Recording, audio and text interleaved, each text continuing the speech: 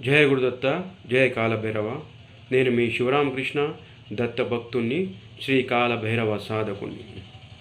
మనం ఇవాళ శీఘ్ర ఉద్యోగం కొరకు బటుక భైరవ మంత్రాన్ని చెప్పుకుందాం. కాశీలో ఉన్న బటుక భైరవ మంత్రమే ఈ మంత్రం. ఓం హ్రీం బటుకాయ ఆపరుద్ధరణాయ కురుకురు బటుకాయ హ్రీం ఓం. మరోసారి ఓం హ్రీం బటుకాయ ఆపరుద్ధరణాయ కురుకురు బటుకాయ హ్రీం ఓం అనే మంత్రాన్ని మీరు 324 మార్లు చదువుకోవాలి.